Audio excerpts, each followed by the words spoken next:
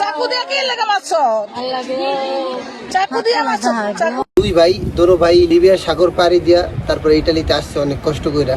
তারা আজকে একটা মেয়ে নিয়ে ঝগড়া কইরা বা ফ্যামিলিগতভাবে ঝগড়া কইরা তারা একজন আর একজনের মৃত্যুর কারণ হয়ে গেছে। তার মৃত্যু কিভাবে হয়েছে? কোনো একটা মেরে নিয়ে ঝগড়া হয়েছে। তা ঝগড়া হওয়ার পরে ছোট ভাই রেস্টুরেন্টের কাজের শেষে বাসায় আসছে বড় ভাইয়ের বাসার নিচে। এইখানে ব্যাটারি টাইপের এক ধরনের সাইকেল আছে যেগুলো চার্জ দিতে হয় প্রতিদিন। তো ওই ব্যাটারি টাইপের যে সাইকেলটা, ওই সাইকেলটা বাসার নিচে চার্জ দিতে আসছে। বড় ভাই ছুরি নিয়ে পিছন থেকে আঘাত করছে, পিঠে মাথায় এতটা পরিমাণ আঘাত করছে যে ছোট ভাই সাথে সাথে মৃত্যুবরণ করছে। আরে দেখাও, একটু দেখাও। সুজন না লাগা মারছো? সুজন নাকি? সুজন না লাগা মারছো? কি করছে? আচ্ছা, ওই ডাক্তারের কাছে লয়ে যাও, ডাক্তারের কাছে লয়ে যাও, সুস্থ হইব নে।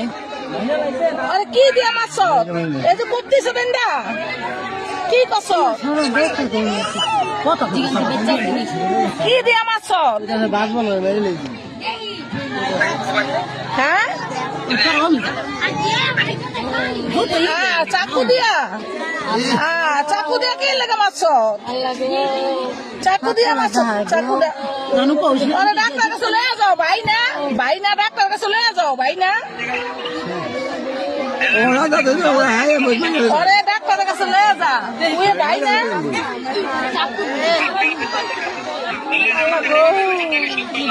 হ্যাঁ, চাকু দিয়া কই পাপ দিছ? দেহি কই পাপ দিছ চাকু দিয়া?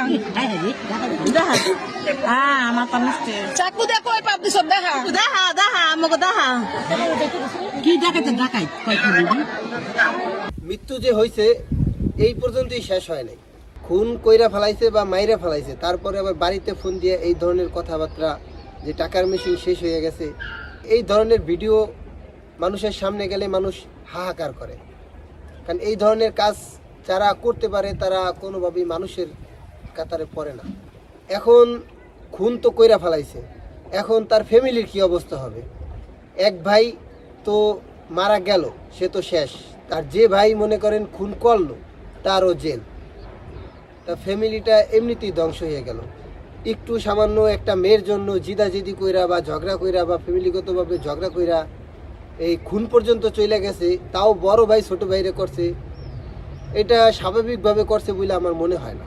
ড্রাগস বা নেশা করছে, না হলে একটা বড় ভাই ছোট ভাইয়ের সাথে এরকম কিছু করতে পারে, এটা আমার আমার মনে হয় না বা আমার ধারণাই হয় না যে এটা কোনো বড় ভাই করতে পারে। যাই হোক, সবাই আমরা কষ্ট কইরা প্রবাসের বাড়িতে আসি, এটা শুধু ভাই ভাইয়ের ব্যাপার না। কষ্ট করে আসি ফ্যামিলিগত সমস্যা দেখেই তো আসি। এটা হচ্ছে কি সবার ক্ষেত্রে। আপনার আশেপাশে যারা আছে সবার সাথে ভালো সম্পর্ক রাখেন, কারোর সাথে ঝগড়া বা গ্যাঞ্জামে না যাওয়াটাই বেটার। কারণ রাগের মাথায় একটা জিনিস আপনি কইরা ফেলাবেন, ওটা সারা জীবনের কান্না হয়ে যাবে।